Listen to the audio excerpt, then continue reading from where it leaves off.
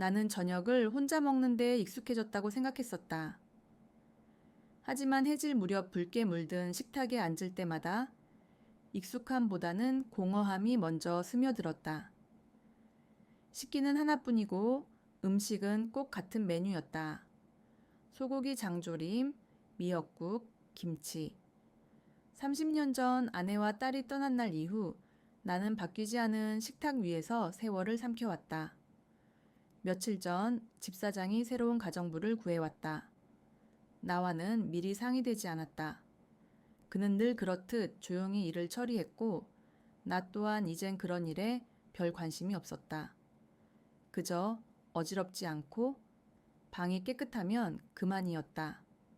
서혜입니다. 잘 부탁드립니다. 그녀는 그렇게 짧게 인사하고 고개를 숙였다. 말수가 적고 표정도 무미건조했다. 하지만 무언가 이상했다. 그 눈빛, 그 조심스러운 손놀림이 낯설지 않았다. 책장을 닦는 손길에서, 창문을 여는 각도에서 이상하게도 익숙한 기시감이 자꾸만 피어올랐다. 나는 그날 이후 그녀를 유심히 관찰하게 되었다. 그녀는 규칙적인 생활을 했고 내 방 문 앞을 지나칠 때면 언제나 발걸음을 멈추곤 했다. 마치 안을 들여다보고 싶은데 참는 듯한 표정이었다. 밤이 되면 나는 침실 책장에 있는 앨범을 꺼내보곤 했다. 딸, 윤서의 사진이 있는 페이지를 손끝으로 천천히 넘겼다. 3살 무렵 찍은 마지막 사진, 흑백으로 바랜 그 얼굴은 어쩐지 그녀와 겹쳐 보이기 시작했다. 나는 서혜에게 직접 묻기로 했다. 이름이 뭐라고 했지? 윤서예요. 윤서. 그 순간 모든 공기가 멈춘 듯 했다. 숟가락을 쥔 손이 허공에서 멈췄고 심장이 뛰는 소리가 귀에 울렸다. 30년 전 마지막으로 들었던 이름. 그 이름을 지금 내 집 안에서 내 식탁 옆에서 듣고 있었다. 내가 아무 말도 하지 못한 차에 바라보자 그녀는 고개를 숙였다. 아무 일 없다는 듯 다시 그릇을 정리하기 시작했다. 하지만 나는 알았다. 이건 우연이 아니라고 결코. 그날 밤 나는 서재 깊숙한 서랍을 열었다. 거기엔 30년 전 윤서에게 쓰고 전하지 못한 편지가 있었다. 그것은 내가 딸을 잃고도 매일 밤마다 그녀에게 말을 건네기 위해 썼던 마음속의 문장이었다. 나는 그 편지를 들고 창문을 열었다. 바람이 편지를 스치고 지나갔다. 마치 누군가의 손길 같았다. 이튿날 아침, 서혜는 부엌에서 조용히 식사를 준비하고 있었다. 그녀의 뒷모습을 바라보며 나는 여러 번 입술을 달싹였지만 어떤 말도 나가지 않았다.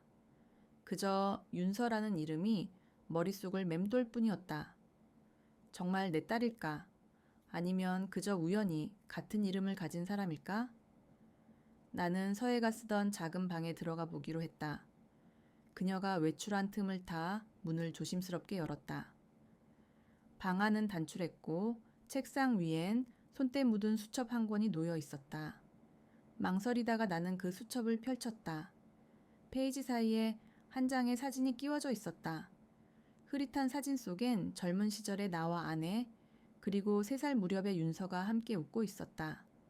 그 순간 나는 무릎이 풀리듯 주저앉았다. 이건 우연이 아니었다. 그녀는 윤서였다. 내 딸이었다. 세상에. 이 모든 시간이 지나 그녀는 내 집에, 내 곁에 있었다. 그리고 나는 그 사실조차 모르고 있었다. 하지만 왜 아무 말도 하지 않는 걸까? 왜 아버지라고 부르지 않는 걸까? 어째서 그녀는 나를 모르는 척 하는 걸까? 그 해답은 오직 그녀만이 알고 있을 것이다. 나는 무언가를 확인해야겠다고 마음먹었다. 비서를 불러 조용히 유전자 검사를 준비하라고 지시했다. 아무도 모르게 조용히. 나는 그렇게 말했다. 의심과 기대, 두려움이 뒤섞인 채 나는 결과를 기다릴 수밖에 없었다. 그러나 그 기다림의 나날은 나를 다시 과거로 이끌었다. 나는 내 딸과 마지막으로 나눴던 대화를 떠올렸다. 그날은 비가 많이 오던 날이었다. 나는 회사 일로 바빴고 아내는 짐을 싸고 있었다. 딸은 거실 한쪽에 앉아 인형을 꼭 안고 있었다.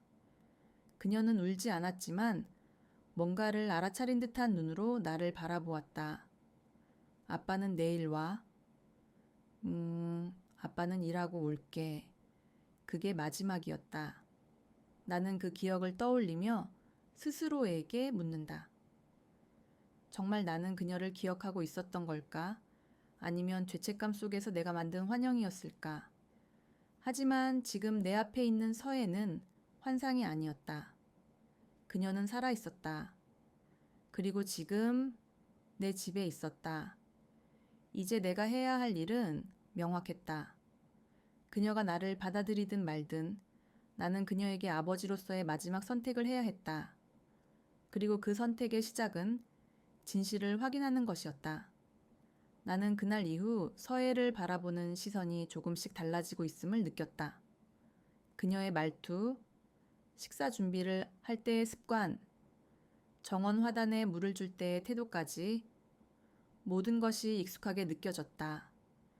무언가가 내 안에서 자꾸만 확신을 만들어가고 있었다. 그러나 동시에 확인되지 않은 진실 앞에서 나는 스스로를 경계했다. 혹시 내가 만든 착각이라면, 혹시 그저 죄책감이 만들어낸 환상이라면, 검사 결과가 나오는 데에는 일주일이 걸렸다. 나는 그 시간 동안 무언가에 홀린 사람처럼 과거의 기억에 매달렸다. 서재에 앉아 오래된 앨범과 편지를 펼치고 윤서와 함께했던 시간들을 하나하나 되짚었다. 그렇게 흘러간 30년이 문득 어제 일처럼 생생해졌다. 딸이 처음으로 내 손을 잡고 아빠라고 불렀던 날. 유치원 앞에서 내 손을 놓고 뒤돌아 웃으며 손을 흔들던 모습. 생일마다 내가 선물한 인형을 안고 잠든 밤. 그 모든 기억들이 지금의 서해와 겹쳐졌다. 나는 떨리는 손으로 편지 한 통을 꺼냈다. 딸이 떠난 다음 날 아무도 보지 못하도록 봉투에 넣고 서랍 깊숙이 감춰 두었던 편지였다. 윤서야, 아빠는 너를 미워한 적이 없다. 단 한 번도 미워한 적 없어. 나는 그 문장을 입안으로 천천히 읊조렸다. 문득 누군가 문 앞에 조용히 서 있는 느낌이 들었다. 고개를 들었을 땐 아무도 없었다. 하지만 어쩐지 그녀가 들었을지도 모른다는 생각이 들었다. 며칠 후 결과지가 도착했다. 흰 봉투를 들고 서재에 들어와 앉았을 때 나는 오랫동안 아무 말도 하지 못했다. 심장이 요동쳤고 손끝이 얼어붙은 것처럼 봉투를 뜯을 수 없었다. 그러나 결국 나는 봉투를 열었다. 부녀관계, 일치함. 그 한 줄의 문장은 내 삶의 30년을 통째로 뒤흔들었다. 나는 숨을 깊이 들이쉬고 다시 한번 그 문장을 읽었다. 틀림없었다. 서해는 내 딸이었다. 내 딸이 나도 모르는 사이에 내 곁으로 돌아온 것이었다. 나는 그녀를 찾았다. 부엌에 있던 서해는 나를 보자 멈칫했다. 나는 말없이 검사 결과지를 내밀었다. 그녀는 천천히 봉투를 받더니 끝내 열어보지 않았다. 언제부터 알고 있었지? 확실하진 않았어요. 그냥 느낌이었어요. 그럼 왜 아무 말도 하지 않았지? 왜 아버지라고 부르지 않았어? 그녀는 잠시 입을 다물었다가 낮은 목소리로 말했다. 엄마는 아버지 얘기를 많이 했어요. 나쁜 사람이라고, 우리를 버렸다고, 아버지는 우리를 원하지 않았다고. 그 말에 나는 숨이 멎을 듯 했다. 나는 그녀를 찾기 위해 무수한 날을 헤맸고 모든 수단과 인맥을 동원했었다. 아내가 연락을 끊고 해외로 나간 것도 뒤늦게 알게 됐고 그 후 그녀는 이름을 바꾸고 완전히 자취를 감췄었다. 하지만 그 모든 걸 어린 윤서에게 설명할 길은 없었을 것이다. 아이는 엄마의 말만 믿었을 테니까. 그 말이 사실이 아니란 걸 언제 알게 됐니? 아르바이트로 이 집에 들어오고 나서요. 이 집 구조가 너무 익숙했어요. 어린 시절 꿈에서 보던 집이었어요. 그리고 서랍 속 사진을 보고 나서 확신했어요. 그녀의 눈동자가 떨리고 있었다. 나도 마찬가지였다. 20여 년을 원망하고 오해하고 외면해온 진실 앞에서 우리는 그저 멈춰 서 있을 뿐이었다. 왜 지금까지 아무 말도 하지 않았어? 혹시 아버지가 날 원하지 않으면 어쩌나 그런 생각이 들어서요. 전 엄마 말만 믿고 살아왔는데 혹시 진짜라면 다시 상처받기 싫었어요. 나는 아무 말도 할 수 없었다. 그저 서해의 눈빛을 바라보며 30년 동안 하지 못했던 사과를 가슴속으로 삼켰다. 그날 밤 나는 그녀가 쓰던 작은 방 앞에 조용히 섰다. 문은 닫혀 있었고 안에서는 조용한 숨소리만 들렸다. 나는 조심스레 봉투를 문 앞에 놓고 돌아섰다. 안에는 사진 한 장과 오래된 편지 한 통이 들어 있었다. 그리고 짧은 메모 한 줄을 적었다. 딸아, 이제라도 돌아와줘서 고맙다. 그날 이후 우리는 서로를 바라보는 눈빛은 달라졌지만 여전히 말은 적었다. 식탁에 마주 앉아도 서해는 묵묵히 반찬을 놓고 나는 그것을 바라보다가 젓가락을 들었다. 때로는 그 침묵이 너무 길어 숨이 막힐 정도였지만 어쩐지 그 침묵 안에는 우리가 나누지 못한 수많은 대화들이 담겨 있는 듯했다. 나는 밤마다 그녀가 남긴 봉투를 열어보길 바라며 문 앞을 지나쳤지만 그 편지는 그대로였다. 아무리 시간이 흘러도 감정은 서툴고 무겁게 남아 있었다. 나조차도 아직 익숙해지지 않은 감정이었다. 30년 만에 다시 마주한 내 딸은 너무도 조심스러웠고 나는 그런 그녀를 마주하기조차 두려웠다. 그녀가 나를 부를 때는 여전히 회장님이었다. 아버지라는 말은 입에 올리지 않았다. 하지만 그 이름조차도 이제는 마음에 와닿았다. 과거의 기억, 딸의 목소리, 사진 속 웃음이 자꾸만 겹쳐지며 나는 그 거리감마저도 소중하게 느끼기 시작했다. 어느 날 나는 결심한 듯 그녀에게 다가가 말했다. 같이 식사할 수 있을까? 그녀는 잠시 나를 바라보았다. 망설임이 있었지만 이내 고개를 끄덕였다. 우리는 부엌이 아닌 햇살이 잘 드는 작은 정원 테이블에 마주 앉았다. 오랜만에 마신 따뜻한 국물 속에서 내가 잊고 지냈던 온기가 번져 나왔다. 내가 했던 일들 설명할 수 있는 건 많지 않아. 하지만 너를 찾지 않은 건 아니었다. 나는 천천히 말문을 열었다. 그녀는 조용히 국을 떠먹으며 내 말을 듣고 있었다. 너를 데려간 건 네 엄마였지만 그걸 막지 못한 건 나였어. 변명하지 않겠다. 그저 그때 난 너무 어리석었고 회사 일에 파묻혀 있었지. 그녀는 고개를 숙인 채 말했다. 엄마는 늘 아버지를 원망했어요. 하지만 전 마음속 어딘가에서 아버지를 기다렸던 것 같아요. 그 말에 나는 숨을 들이켰다. 감정이 목까지 차올랐지만 억지로 눌렀다. 지금 울어버리면 이 대화도 끊겨버릴 것만 같았다. 이 집에 처음 들어왔을 때 낯익었어요. 꿈에 여러 번 나왔던 집이었어요. 그게 왜 그런지 몰랐어요. 하지만 회장님을 보고 확신했어요. 그 눈빛 어디선가 분명히 본 적이 있었거든요. 나는 자리를 뜨지 못한 채 그녀의 말을 가만히 들었다. 제가 먼저 말하면 아버지가 외면하실까봐 두려웠어요. 제가 착각한 거면 어쩌나 그 생각도 했고요. 그녀는 웃지도 울지도 않았다. 하지만 그 눈빛은 분명히 흔들리고 있었다. 나 또한 마찬가지였다. 그날 이후 우리는 조금씩 서로를 받아들이기 시작했다. 다정한 말은 없었지만 서로의 존재를 인정하는 법을 배워가고 있었다. 어느 날 그녀는 나에게 차를 한 잔 따라주며 말했다.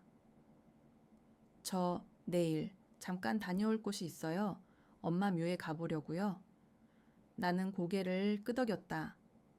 그녀는 조용히 말했다. 그곳에 가면 나머지 오해도 내려놓을 수 있을 것 같아서요. 그녀는 짐을 챙기지 않았다. 하룻밤만 다녀오겠다며 옷 한 벌만 가볍게 접어들었다. 나는 그녀가 돌아올 거라 믿었지만 동시에 왠지 모르게 두려움도 들었다. 다시는 돌아오지 않을지도 모른다는 막연한 불안감이었다. 서해가 떠난 다음 날 나는 식탁에 앉아 혼자 식사를 했다. 그 자리엔 그녀가 앉았던 의자가 그대로 놓여 있었고 국자 하나가 식탁 가장자리에 걸쳐져 있었다. 그 작고 소소한 흔적들이 나에게는 30년을 기다린 사랑보다 더 큰 의미로 다가왔다. 창밖을 보니 비가 내리고 있었다. 그날처럼, 딸과 마지막 인사를 나눴던 그날처럼 나는 창문을 열고 바람과 빗소리를 들으며 오래된 사진 한 장을 꺼냈다. 사진 속 나는 젊었고 아내는 웃고 있었으며 딸은 내 품에 안겨 있었다. 그 순간 문득 현관 쪽에서 인기척이 들렸다. 나는 자리에서 벌떡 일어났다. 그리고 문을 열었을 때 그곳엔 우산을 접고 있는 서혜가 서 있었다. 그녀는 고개를 들고 조용히 나를 바라보았다. 나는 아무 말도 하지 않고 그녀를 안았다. 너무 늦지 않게 돌아와줘서 고맙다는 말은 그 포옹 안에 담겨 있었다. 그리고 그녀 역시 아주 천천히 내 등을 토닥이며 속삭였다. 아버지, 말은 단 한마디였지만 그 소리는 내가 평생 기다려온 목소리였다. 그녀의 입에서 흘러나온 아버지라는 말은 내 모든 시간을 멈추게 만들었다. 수많은 상처와 오해, 기다림과 후회의 세월이 그 한마디에 녹아내렸다. 나는 그녀의 어깨를 부드럽게 감싸 안으며 더 이상 아무 말도 하지 않았다. 그저 이 순간이 흘러가지 않기를 바랐다. 서혜는 다시 그 방으로 돌아왔다. 예전처럼 조용히 일을 했지만 이제는 눈을 마주치고 짧게나마 웃음을 주고받았다. 그 웃음은 작고 조심스러웠지만 분명 따뜻함이 담겨 있었다. 나는 그녀가 내 옆에 있다는 사실만으로도 하루하루가 달라짐을 느꼈다. 우리는 함께 식사를 했고 간혹 마주 앉아 차를 마시기도 했다. 대화는 길지 않았지만 그 속에는 이전보다 훨씬 많은 감정이 담겨 있었다. 그녀는 자신이 좋아했던 음악을 조용히 틀어주었고 나는 오래전에 보지 않던 가족 사진들을 하나둘 꺼내어 함께 보았다. 어느 날 나는 그녀에게 작은 제안을 했다. 우리 어딘가 다녀올까? 그녀는 놀란 듯 나를 바라보다가 고개를 끄덕였다. 우리는 조용한 바닷가로 향했다. 윤서가 3살 때 마지막으로 함께 갔던 그 해변이었다. 바다는 여전히 넓었고 파도 소리는 30년 전과 다르지 않았다. 그녀는 파도 가까이 다가가 모래 위에 무언가를 그리기 시작했다. 내가 가까이 가보니 모래 위엔 조심스럽게 써 내려간 글자가 있었다. 윤서. 나는 그녀 옆에 무릎을 꿇고 그 옆에 내 이름을 천천히 써내려갔다. 정호. 그리고 그 아래에 우리는 나란히 아버지와 딸이라고 썼다. 바람에 그 글자가 금세 사라졌지만 우리 둘은 오래도록 그 자리에 앉아 있었다. 아무 말도 없이 그저 함께 있었다. 집으로 돌아오는 길 그녀는 조심스럽게 말했다. 처음엔 여길 떠날 생각이었어요. 진실을 알게 되면 더는 머물 수 없을 거라 생각했어요. 나는 운전대를 잡은 채 조용히 대답했다. 그런데 왜 남기로 한 거지? 그녀는 창밖을 바라보며 대답했다. 아버지의 편지가, 사진이, 그리고 저를 안아주신 그 순간이 제가 기다리던 전부였어요. 나는 아무 말도 하지 않았다. 대신 창문 너머의 노을을 바라보았다. 붉게 물든 하늘은 마치 그동안 말하지 못한 모든 감정을 품고 있는 듯했다. 며칠 후 그녀는 내가 오랫동안 쓰지 않던 작업실에 작은 화병을 하나 놓았다. 그 안에는 정원에서 직접 꺾은 하얀 꽃이 담겨 있었다. 나는 그 꽃을 바라보며 오랫동안 가만히 앉아 있었다. 그녀가 내 삶에 다시 들어왔다는 사실이 아직도 믿기지 않을 만큼 아득하게 느껴졌다. 나는 그날 밤 서랍 속에 마지막 편지를 한 장 더 넣었다. 짧은 인사와 함께 내 마음을 담은 문장이 적혀 있었다. 시간은 많이 흘렀지만 나는 아직 너의 아버지이고 싶다. 그리고 다음 날 아침 식탁에 앉은 그녀는 나에게 따뜻한 국을 내밀며 살짝 웃었다. 많이 드세요, 아버지. 나는 그 말을 들으며 눈을 감았다. 따뜻한 향기와 함께 그 한마디가 내 심장을 부드럽게 감쌌다. 우리는 여전히 모든 걸 회복한 것은 아니었다. 많은 시간들이 지나야 하고 많은 대화가 필요할 것이다. 하지만 나는 안다. 이제 시작되었다는 것을, 부서졌던 시간이 다시 이어지고 있다는 것을. 그날 오후 나는 서재 창가에 앉아 오래된 사진 한 장을 꺼냈다. 젊은 아내와 어린 딸, 그리고 웃고 있는 나. 그 시절에 우리는 이제 없다. 하지만 다른 형태로 우리는 다시 만났다.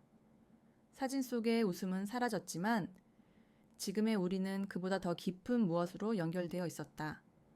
그리고 나는 속삭였다. 돌아와 줘서 고맙다, 윤서야.